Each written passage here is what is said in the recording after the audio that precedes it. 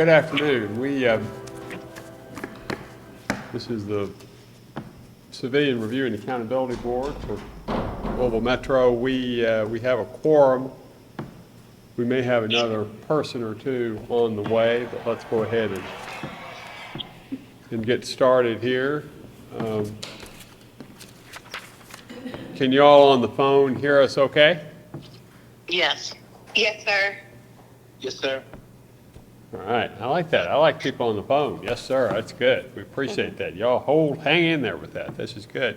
Let's see here. You have the agenda in front of you. Any changes to the agenda? All right. No, sir. So we'll call the agenda approved. How's that? How about the minutes?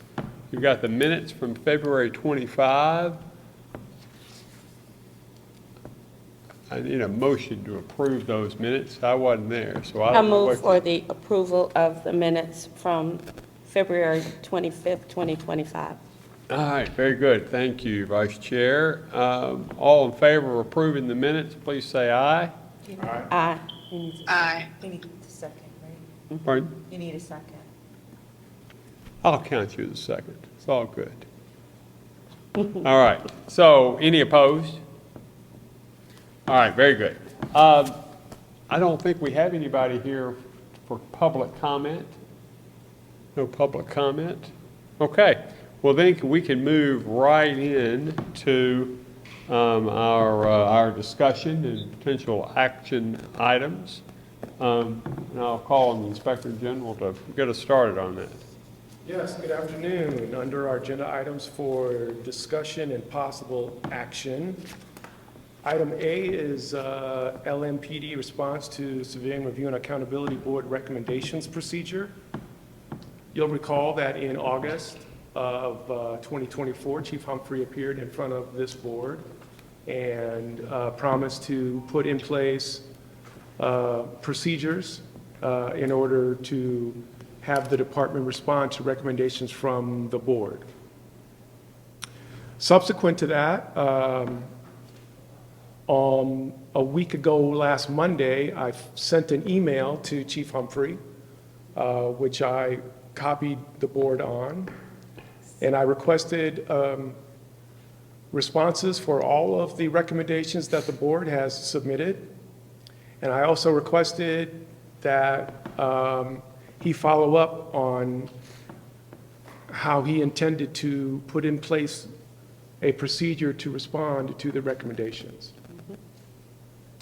This morning, I received an email response from Chief Humphrey, so I will read it. LMPD response to recommendations. First, our legal team is working on a standardized format to respond to your recommendations. We hope to have this to you soon. Second, we have added your cases to our PSU case reviews.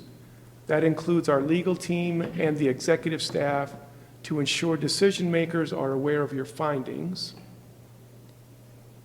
Also, these meetings happen fairly often, so we should have those responses to you in a timely manner moving forward. And lastly, we will send you responses related to all of the cases you have turned over findings to LMPD since I became chief. So that is the response from Chief Humphrey regarding item A. Thoughts and comments about that, or any questions or such? I mean, it seems like the only issue is we don't quite have a lot of information on the timing of all that, but they're working on it, which is worth a lot. Yes, so we'll keep you posted on any progress as that goes forward. Okay. We're grateful for the fact that we got a response, and so we're thankful for that. As we are gathered here, I'm going to ask if you can speak just a little bit louder, because we do have some members on the phone that are kind of having issues hearing. Okay, so if we could just talk a little bit louder. All right, I'll use my outside voice. Yes, thank you. Okay. Item B on the agenda, under Section 5, is LMPD website for Civilian Review and Accountability Board. I don't know how many of you have been to Louisville Metro Police Department's new website. It's been refreshed in the last month or so. And one of the issues that we have continually pointed out to the department is that it continues under its transparency tab to refer people to the Citizens Commission on Police Accountability. That commission no longer exists. It has not been in existence for over 3 years because it was replaced by the Civilian Review and Accountability Board. So, I'm a bit troubled in that when they did their new website, they migrated that information into their new website instead of including the information regarding the Citizen Review and Accountability Board. So I brought this to the attention of Chief Humphrey, and I have not received a response as yet. I also discussed it with Deputy Mayor Mayton at my monthly directors meeting last Thursday. So when I receive a response regarding that issue, I will obviously let you know. Yes, ma'am. On the website before it was updated, was Civilian Review and Accountability Board, the board listed? No. Okay, Under the old site, it still had the Citizens Commission on Police okay, so they Accountability. updated, but then transported old information on there. They didn't change it, they just didn't correct it.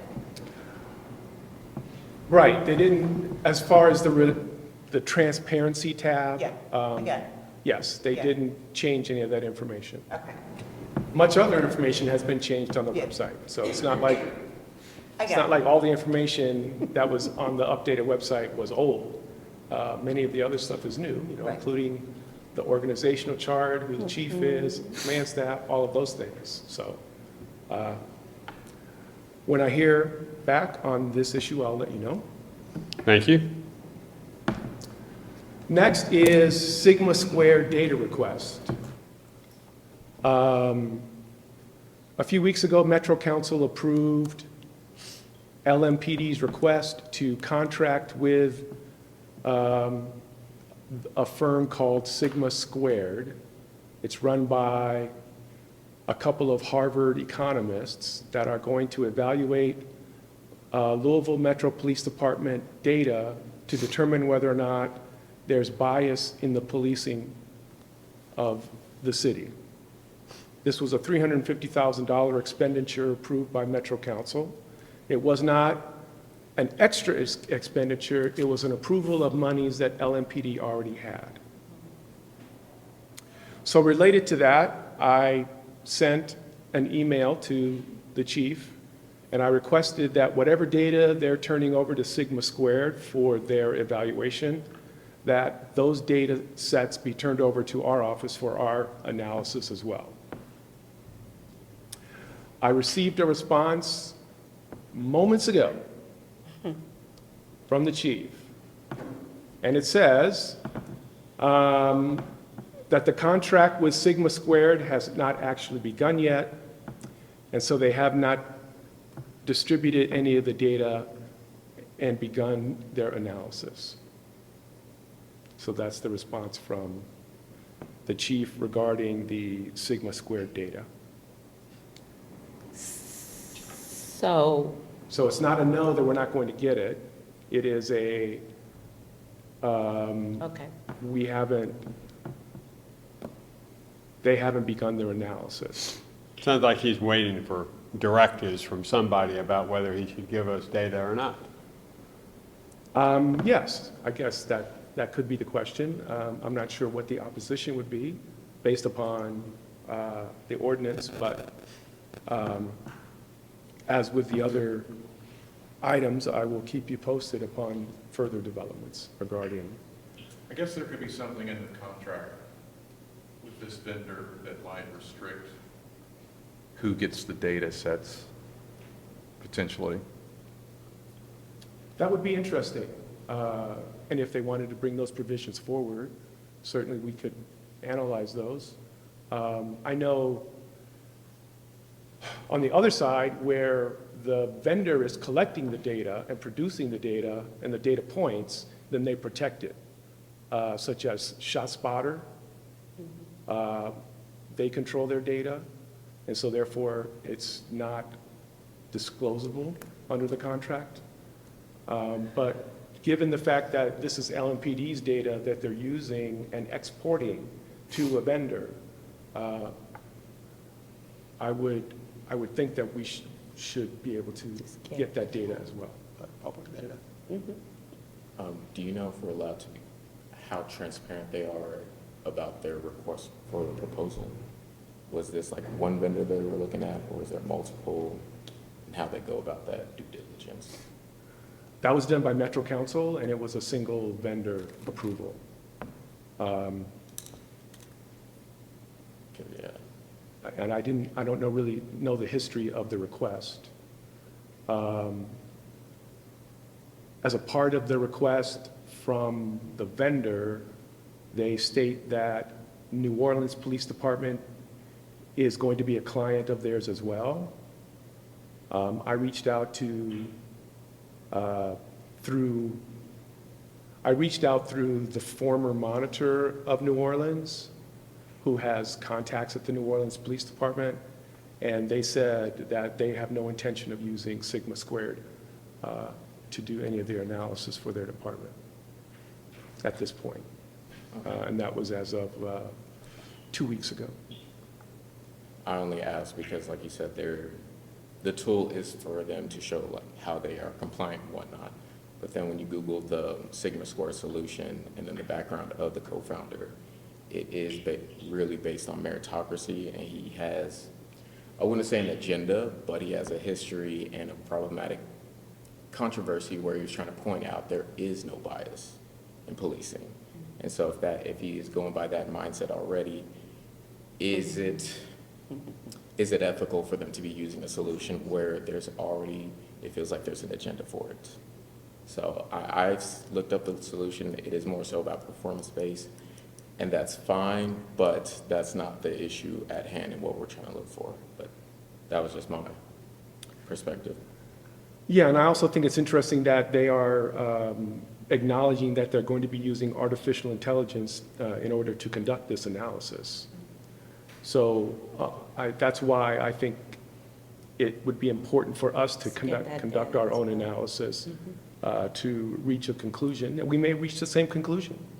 But I think Dr. Whetstone is more than capable of conducting an analysis of that data and reaching a conclusion. I agree. So what's the next step? Well, I guess we'll wait for a firm denial first for the data, and then go from there. Is there anything in the legislation that established civilian review that precludes us from getting data? It may, or is there anything that explicitly states that we can have access to data? Is there anything in that, in the memorandum signed with the city, whatever, that addresses this issue about data? I think that the ordinance is explicit in that we can request that type of information in order to analyze the practices of the department. Okay, so we have the right to ask for the data, Yes, I believe we're authorized by Okay. the ordinance. and then that's what we'll do.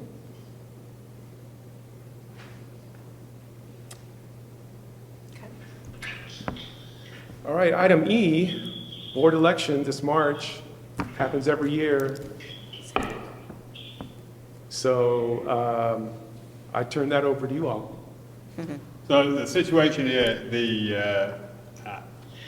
I think most of us, if we can, serve out our terms and serve until we are replaced.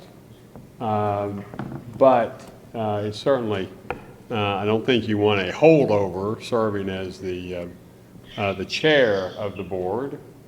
So I would propose, as has been we haven't existed all that long, but as we have done in the past, we would have our vice chair succeed me as chair, and that would be Reverend Hagler. So that'd be a nice improvement for y'all. This would be good.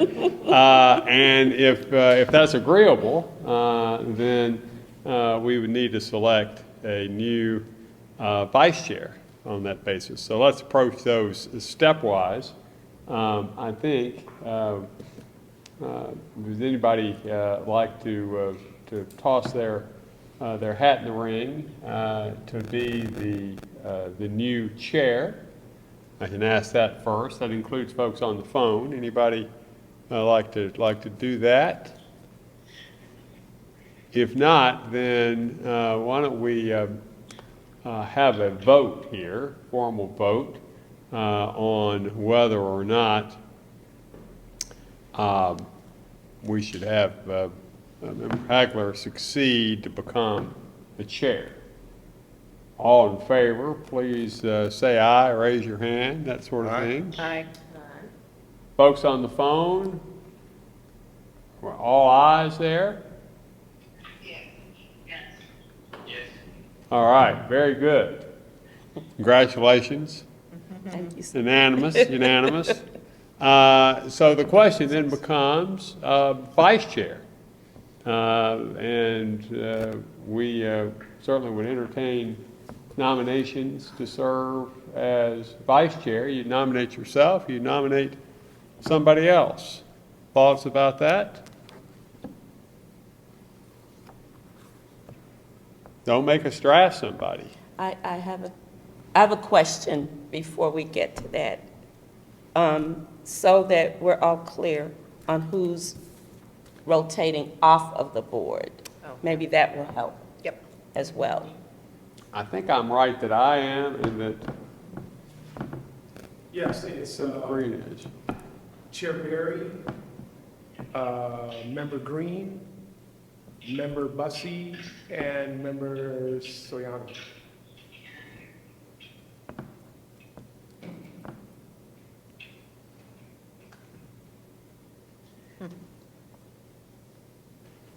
And I would respectfully yield to the rollover board members to nominate vice chair. So I will abstain from that nomination process. You do. as I'm rolling off. Why don't you do it?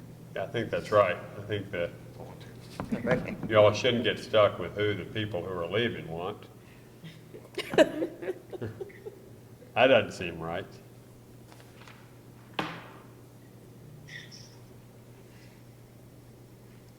While y'all are meditating, let me ask Inspector General, do you know, because I can say I don't, do you know where the Metro Council is on rounding up replacements and such, where the mayor's office is? I remember it being a complicated process.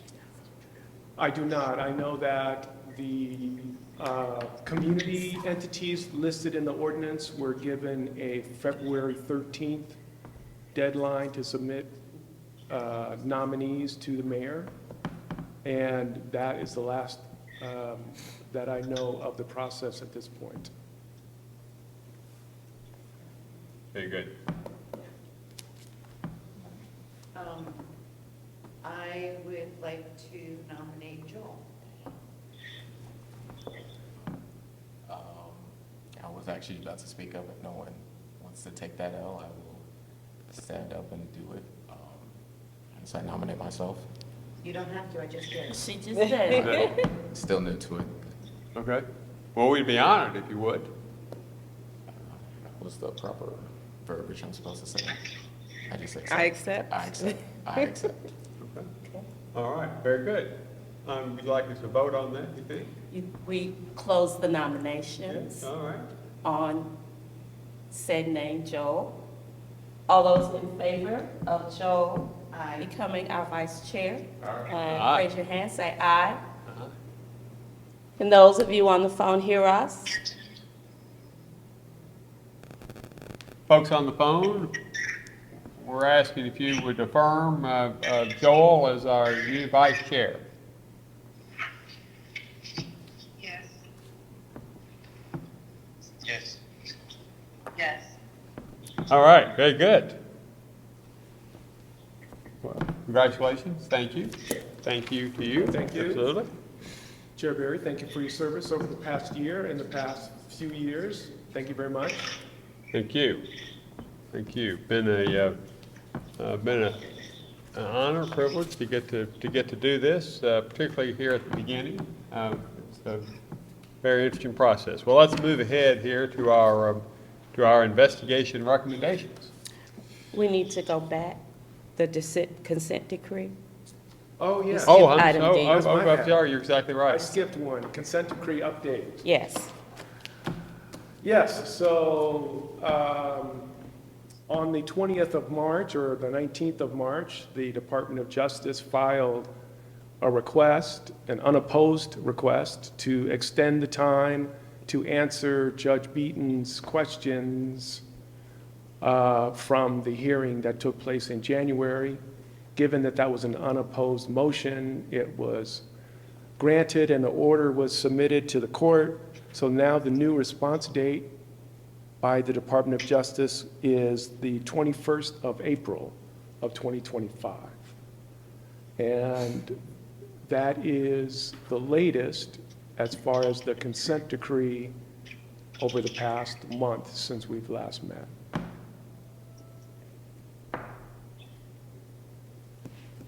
Any further questions about that? Okay, now we're ready for investigation recommendations. Thank you. All right, sorry about that, but moving on. Item A, 128 IG-2024, 2024, sorry. Complainant alleges that he filed a PSU complaint and PSU refused to investigate his allegations.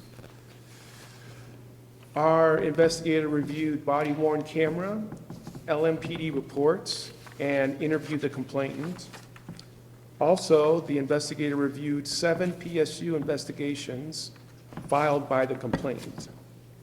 We're recommending no further investigation.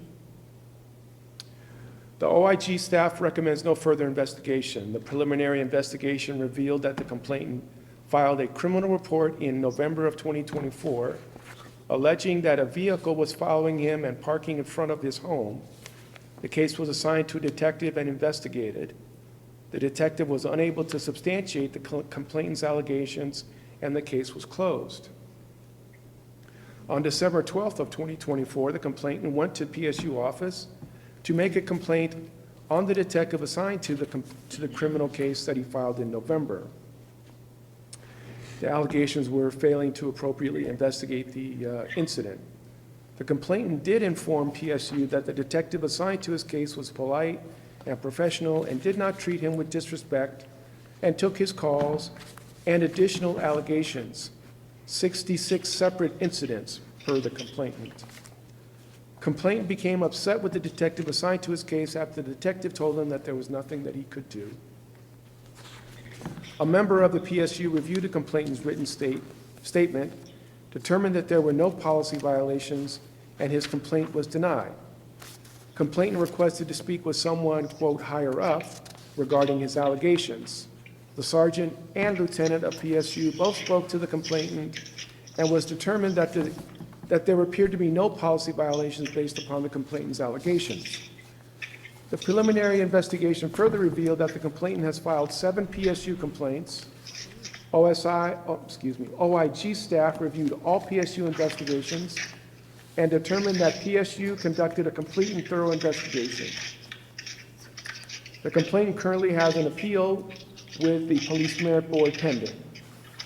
The OIG staff found that LMPD acted within policy, therefore we're recommending no further investigation. This complainant did not ask us to look at the underlying incident for which they requested a PSU investigation. Their complaint is that the PSU investigation was insufficient. Yes. Yeah, okay. And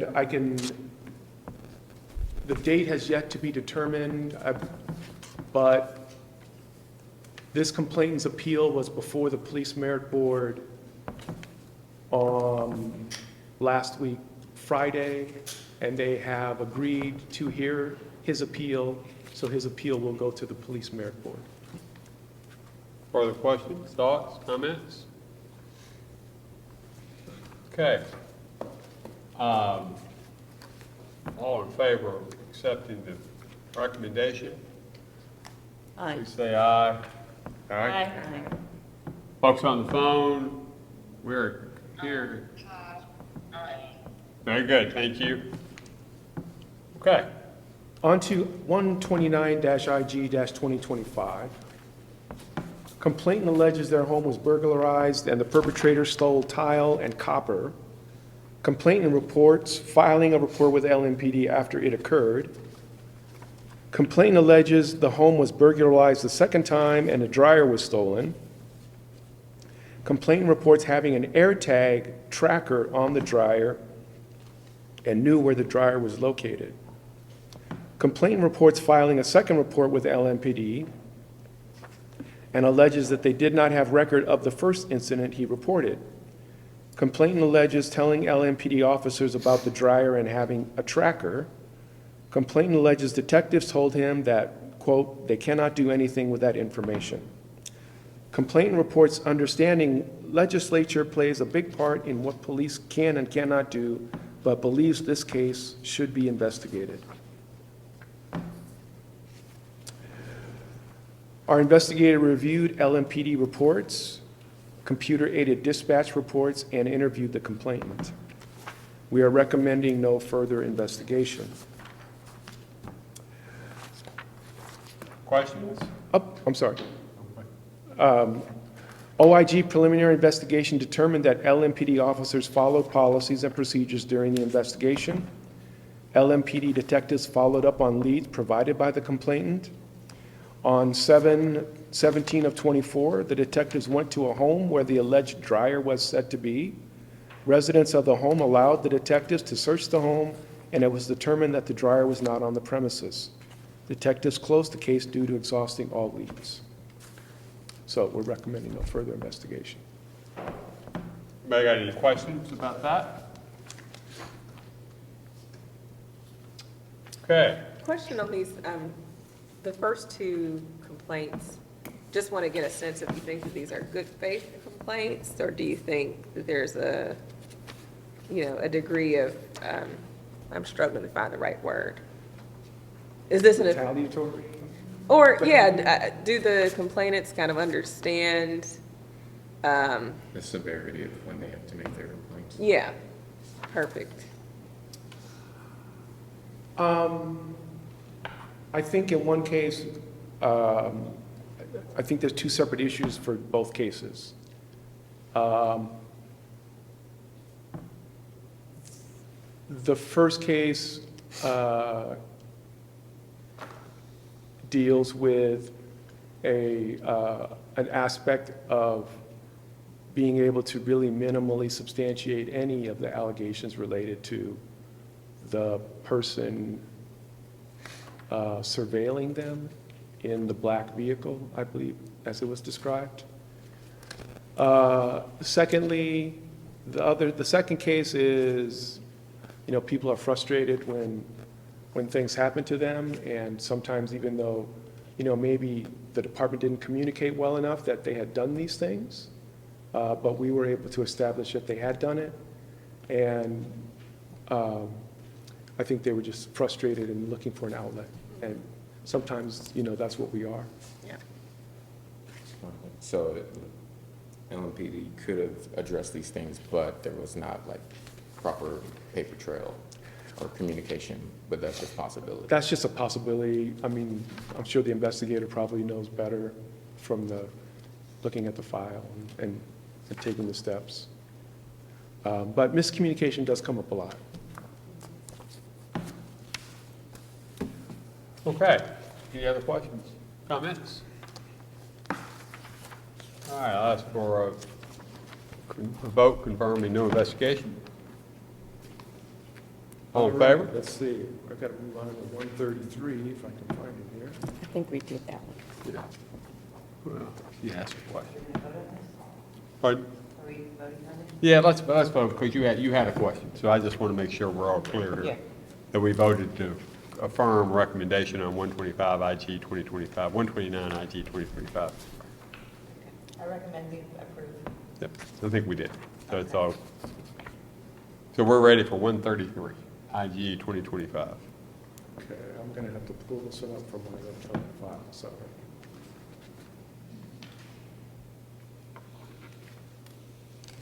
(133IG-2025). Complainant states LMPD held him at gunpoint until 15 other officers arrived on scene, a helicopter was dispatched, and an officer with a canine.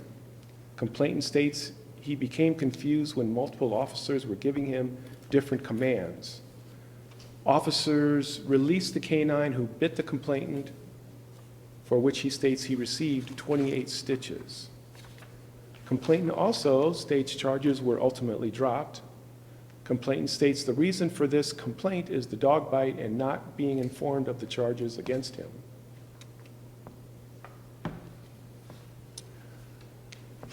For this complaint, the investigator reviewed body-worn camera,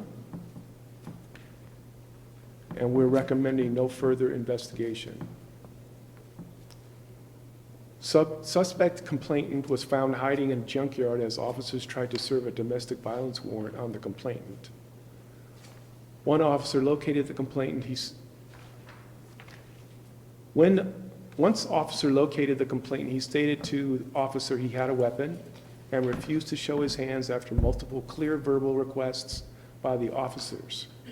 The complainant asked officers multiple times to shoot him. Body-worn camera shows officers provided aid as soon as the scene was determined to be safe. Within 5 minutes of being bit, the complainant was handed over to EMS and transported to University of Louisville Hospital. Body-worn camera shows officer giving the complainant the same command, "Show us your hands." Charges against the complainant are still open and active. Our office attempted to contact the complainant multiple times. Complainant failed to return any phone calls or emails. Our office would like to mention Officer Joel Bottomley, who remained calm during the encounter, and his interactions with the complainant. Officer Bottomley's interactions with the other officers during the incident is most notable. Officer Bottomley encouraged other officers to remain calm with their interactions with the complainant. We're recommending no further investigation.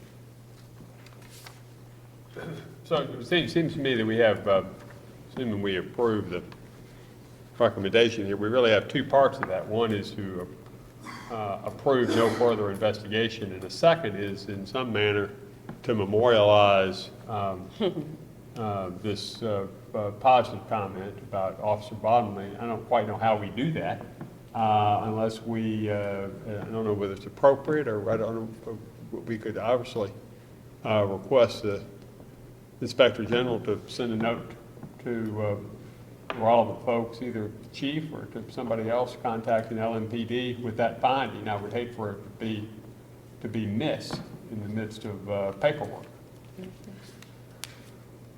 We could have the investigator draft a accommodation related to the observations from the investigation to go into the officer's personnel file. Thank you.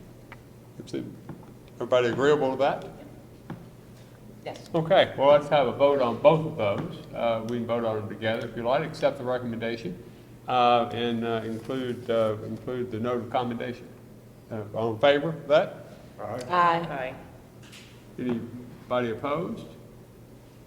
Okay, good, very good. Next, we have 134IG-2025. Complainant was involved in an officer-involved shooting on March 16th of 2009. Complainant alleged that LMPD officer lied on the post-arrest complaint when he stated that the complainant fired his weapon.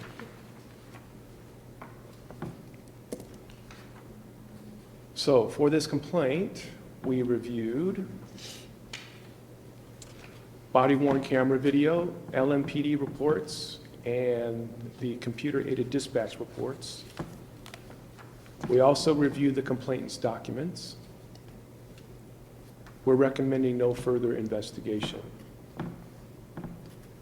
Complainant was involved in an officer-involved shooting on March 16th of 2009. Complainant alleges that LMPD officer lied on his post-arrest complaint related to that incident when he said that the complainant fired his weapon. The preliminary investigation revealed that PSU conducted an investigation into the OIS that occurred March 16th of 2009, involving the complainant. In the involved officer's sworn statement, he stated that the complainant approached his vehicle with a gun, racked the gun, and pointed it at the civilian right along in the front passenger seat of his patrol vehicle. Chief Robert White determined that the LMPD officer involved was exonerated for use of deadly force because the officer's actions were within policy and appropriate for the threat he encountered. The preliminary investigation further revealed that the involved LMPD officer has since retired. OIG staff was unable to substantiate complainant's allegations and therefore recommend no further investigation. Just have a question about including a reference to the fact that the officer involved in this is retired. Is that just extra information, or is there particular significance for including that in the findings, the comments? Well, when you have administrative investigations, especially from in such a long time ago, you really do have to examine whether or not a full and complete investigation can be done for personnel that are no longer with the department. And that's going to be done on a case-by-case basis. For this particular case, we added. But it illustrates sometimes the fact that we don't have subpoena power, so we would have no way to have that retired officer come talk to us, even if we determined that it was appropriate to do an investigation. So in this instance, it's for information, but past experience is that sometimes, even though an officer may not be with the department, there may be a time when we do recommend an investigation, and it's just going to be case by case, fact by fact. Thanks. I guess I just wanted it to be clear that it's not there to suggest that just because an involved officer is retired, that doesn't mean that we're not going to investigate it if we otherwise think it should be investigated. Right, yes, yes. Just an additional layer of information, not you. determinative. Okay, good question. Any other questions, comments? All right, all in favor of accepting the recommendation, say aye. Aye. Any opposed? Okay, great, thank you. 135 IG-2025. Complaint alleges being convicted of a crime after an officer from Cave City Police Department gave perjured evidence to a court of law. We had no information to review for this case because we don't have access to Cave City Police Department records. We're recommending no further investigation due to a lack of jurisdiction. We tried to contact the complainant by phone to let them know we don't have jurisdiction. We were unable to make contact with the complainant, so we did send a follow-up letter to the complainant informing them that we have no jurisdiction over the Cave City Police Department. Okay. All in favor of accepting this recommendation, say aye. Aye. Very good. Thank you, folks on the phone. All right, we've got some findings from various investigations to be reviewed here. I don't think we actually approve those or bless those, but we do like to review them. Yes, for your receipt, we have 3 investigative findings, and all 3 of these are officer-involved shootings. 68 IG-2023, the incident occurred September 7th of 2023. Oops.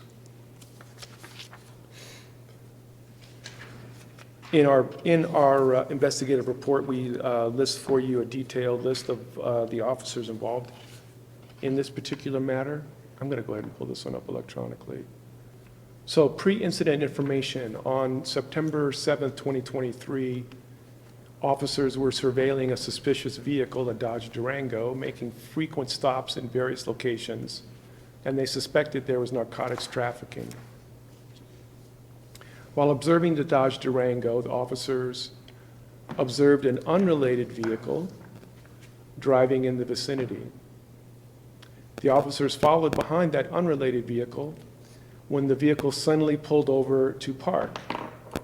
As the officers circled the block around, they encountered this Kia Optima a second time. The officers report that the vehicle blacked out, meaning that they turned off all the lights to avoid detection. Officers report continuing driving in the direction of the blacked out vehicle when he observed the taillights and thought the vehicle to be crashing after making a left turn. Officer exited his marked vehicle to investigate that the Kia had jumped the curb into a residential yard. The officer was immediately met with a barrage of bullets. The officer returned fire and retreated behind the police cruiser before collapsing in the yard. The officer had been struck by some of the gunfire. Another officer arrived on the scene, Officer Bellato, shortly after seeing the shooting of the officer and seeing the officer collapse. Officer Bellato immediately rushed over to the officer to render first aid. During this time, Officer Bellato was met with gunfire as well. Officer Bellato returned gunfire and pulled Officer Haley away from danger. We should note that this is commendable for the officer to not only render aid, return fire, but to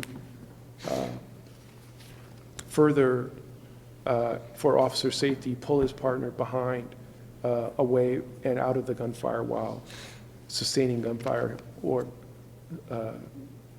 being subject to gunfire himself.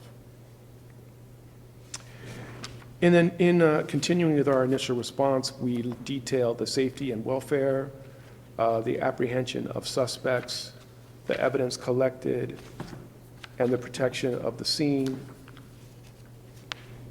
the identification of witnesses.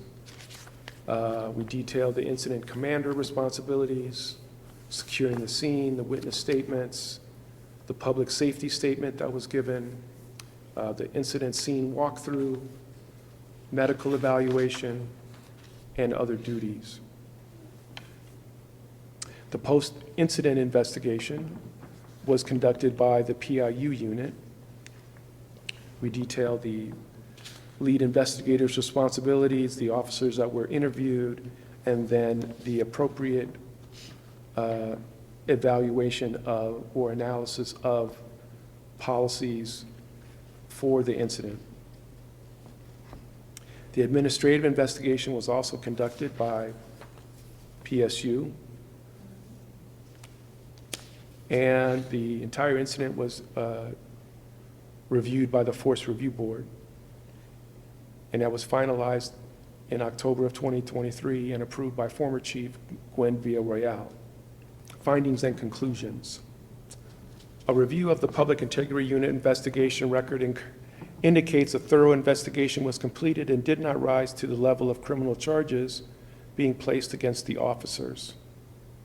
A review of the Professional Standards Unit investigative record signifies the investigation was complete when reviewing the de-escalation and use of deadly force policies and resulted in the officers being exonerated with no disciplinary action. It is notable that the Force Review Board investigation determined that the officer did not activate his body-worn camera prior to exiting his police cruiser. This was noted to review during the PSU investigation into possible violations. The Office of Inspector General concurs with the PIU, the PRB, and the PSU investigations. The Office of Inspector General partially concurs with the PSU investigation and report because the PSU failed to review any possible violations for activation of the body-worn camera. On to 70-IG-2023. The date of this incident is November 13th of 2023. On November 13th, 2023, at approximately 2:30, MetroSafe received a call requesting assistance for a domestic violence situation on Beecher Street. Caller stated multiple subjects lived at the location and currently 2 members were fighting in the street, while the third subject was being chased by another male. At 2:31, MetroSafe received a second call from a caller who stated that a female at the location was screaming for help. Caller also stated possibly parties may be intoxicated and weapons are involved. 4th Division officers were dispatched to the location. At 2:35, officers arrived on scene and approached the location on foot. As officers approached, officers observed 2 male subjects standing outside the driver's side door of a vehicle. The vehicle was backed into a driveway positioned near the side of the house. One of the male subjects, later identified, was bent over leaning inside the vehicle. As officers continued to approach the vehicle, officers stated, "Hey, quit reaching for just a second." At this point, the subject started to flee on foot, running through the backyards. Officers pursued and began to yell, "Gun, gun, gun." As a 4th officer pursued the subject, one officer slipped and fell on leaves on the side of the driveway, leaving him to stay back with the other 2 possibly involved suspects. One officer notified dispatch, "We've got a suspect running, going to be northbound. He's got a gun, black male, green shirt, green pants, dreads." Officers continued the pursuit. Officers cleared 2 chain link fences through the backyard into a driveway. At this point in the foot pursuit, the subject can be seen on body-worn camera carrying a firearm in his left hand. The subject turned right onto Camden Avenue. The officer was running directly behind the subject at this point in the encounter. Officer raised his firearm and pointed it at the subject while instructing the subject to put the gun down. The subject continued running down Camden Avenue towards Warren. Officer again instructed the subject to put the gun down. The subject yells, "Don't do it," to which the officer orders the subject to put the gun down again. Officer turned toward his left with his weapon pointed toward the ground and instructed the subject to put it down, to which the subject replied, "Don't do it." The subject began to run backwards, facing the officer with both hands in the air. At this point, the firearm was in the subject's right hand. The subject replies, "Do it." The subject brings his arms down turns away from the officer and continues to flee on foot. The subject begins to approach Warren Avenue and Camden Avenue. The officer orders the subject to put the gun down again. The response by the subject is to say, okay, then turns away from the officer and continues running, making a right onto Camden Avenue. The officer orders the subject to put the gun down and drop the frickin' gun. The subject continues to yell at the officer, okay. The gun is clearly visible in the subject's right hand as he approaches the sidewalk on Camden Avenue. The officer orders the subject to drop it. He responds, I will, continues to walk down the sidewalk. The officer yells, now. The subject then yells to the officer to back up. At the same time that the subject begins to bring his right hand with a firearm toward his right side, as he turns towards Officer Rogers yells for the subject to back up. The subject says, no, you back up. At this point in the encounter, the subject points the firearm at the officer. The officer then discharges his weapon at the subject. The officer discharged his weapon 4 times. The officers immediately render aid. The subject is transported to the hospital. In this investigation, we reviewed both the PIU and the PSU investigations. We also reviewed the Performance Review Board. Following review of the investigations, it is determined that the officer acted appropriately within KRS for use of force and policy. And our findings concur with the PSU, the PIU, and the Commonwealth's attorney not to pursue the matter further.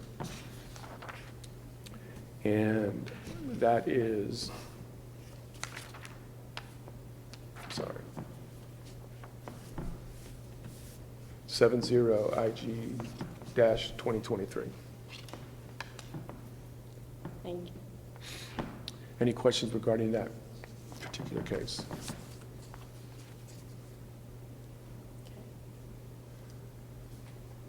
And the last one for our findings is 72IG-2023. This one had an accompanying complaint.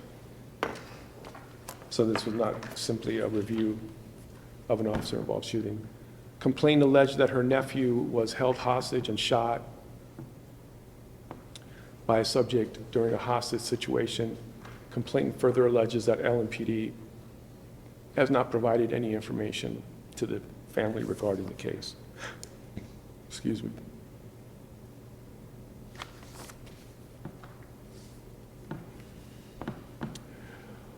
On December 14th of 2023, 2 officers from LMPD used deadly force upon the subject who was holding 2 individuals hostage at gunpoint in an upstairs bedroom. When members of LMPD breached the bedroom, the subject fatally shot a subject in the head and then shot himself. The officers both fired their weapons. The first officer fired 2 rounds from his rifle, and the second officer fired 1 round from his rifle, striking the hostage in the torso. The hostage was pronounced dead at the scene, and the subject was transported to University Hospital, where later he passed away. In this particular case, we reviewed the body-worn camera, the PIU investigation, the PSU files, all of the CADs, all of the evidence obtained by those investigations, reviewed all of the interviews. We also reviewed the Performance Review Board report. On December 23rd, the Public Integrity Unit initiated an investigation to determine if the officers violated Kentucky laws. The Commonwealth Attorney determined that the officers responded with justified deadly force to protect themselves and in the protection of others. So the Commonwealth Attorney would not bring charges. The Office of Inspector General concurs with the PIU investigation and the Commonwealth Attorney's opinions that the officers acted within the laws of the Commonwealth. A PSU investigation was initiated, and it was determined that one officer acted within policy and one officer acted outside of policy. The first officer who acted within policy is the officer who was most adjacent to the victim when the door was breached and had the ability to see the subject and the hostages when discharging his weapon. The second officer, I'll go back, OIG determined that the PSU conducted a complete and thorough investigation. OIG concurs with the PSU recommendation and the final determination of exonerated on all counts for regarding de-escalation for both officers. OIG officer also concurs with the PSU preliminary recommendation of the chief's final determination of exonerated for the first officer, who was able to gain line of sight when discharging his weapon. We also agree with the sustained violation for the second officer, who was determined fired his weapon through a closed door without having sight of anyone on the other side of that. According to the LMPD discipline matrix, the violation for the use of deadly force is an extreme policy violation for improper use of force. The presumptive discipline for this level D violation for the first offense is at the chief's discretion based on the collective bargaining agreement. In initiating discipline for the officer for violating the use of deadly force policy, the chief determined that mitigating circumstances existed that included the officer's level of policing experience, solo patrol for less than 1 year, and the extreme nature of the event. Mitigating factor considerations include, as outlined in the collective bargaining, as outlined in the matrix, were efforts made to correct the problem? Is the employee receptive to discipline? Would the act have come to light if they had not self-reported? Is the member new to the assignment? Was the member's employment history? What is the member's employment history? Does the employee show a positive attitude and willingness to resolve? Mitigating factors may lower the punishment at the chief's discretion. The offending officer was required to successfully complete an additional 80 hours of training to be coordinated by the training academy prior to returning to full duty. The officer was also required to ride with a police training officer for a minimum of 80 hours upon return to duty. The officer was also issued a written reprimand. The OIG does not agree that the officer's discipline was improper for use of deadly force and should have been that. We do not agree that the use of deadly force should have been mitigated to a written reprimand and additional training. The act of shooting blindly through a door is a serious violation, and the discipline should reflect that. Our recommendation is that while we do not believe that the discipline was adequate for the sustained finding, we do agree that there should have been a sustained finding for the use of deadly force. And that Questions, Yes. thoughts, comments? Okay, I don't think we need to take any action. I guess we can say that, I'll say on behalf of the board, that we appreciate the work of the investigators in evaluating these and presenting these findings to us. A lot of work. Yes. Yes. Thank you all very much. It's very thorough. My pleasure. Uh-oh. Somebody else liked it too. Okay, we've got a couple other items of other business here. Yes, under other business. Last week, Dr. Whetstone, Investigator Carter, Spalding, and Snow went through the Association of Inspector Generals Certified Inspector Evaluator course and passed that certification. And so now they are all certified inspector evaluators through the Association of Inspector Generals. Very good. Congratulations. Aside from the training aspects, it is a protection that we're putting in place for the greater public for Louisville Metro. By having our staff certified, myself included, we can then be evaluated in the peer-to-peer program through the Association of Inspector Generals, which can provide a report to Louisville Metro government that we're operating within the standards of the Association of Inspector Generals. Because it's often asked, well, who watches the watchers? Because of our independence, that sometimes is the question. Certainly there are standards outlined for the Inspector General and how the Inspector General is to comport themselves within the ordinance and steps for removal and all of those things. But how does the general public understand that this independent entity is actually operating the way they are supposed to? So we'll be able to use the Association of Inspector Generals to evaluate our program in their peer-to-peer program. They will do an evaluation and they will issue a public report detailing whether or not we are in compliance. They will also issue an internal report detailing certain areas where we could improve. So we will have that peer-to-peer program in place. Is that done annually, or is that every It's so often? done initially after the first 5 years, and then after that, at the department's discretion. Very good. Item B, detective best practices study. Dr. Whetstone believes that he'll complete his investigations this month, and he will begin to compile his data in mid-April.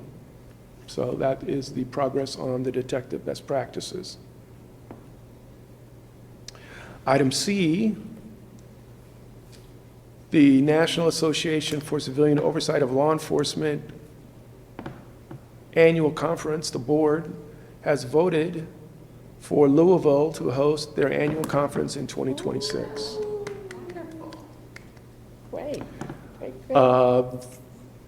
Those meeting dates are going to be November 7th through the 12th. It will be held at the Marriott over on 3rd Street.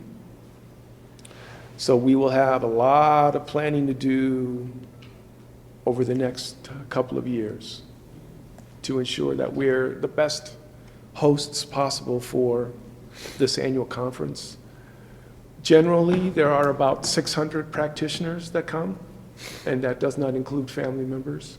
But attendance has been increasing every year. This year, the conference is going to be in Minneapolis, the last week of October. And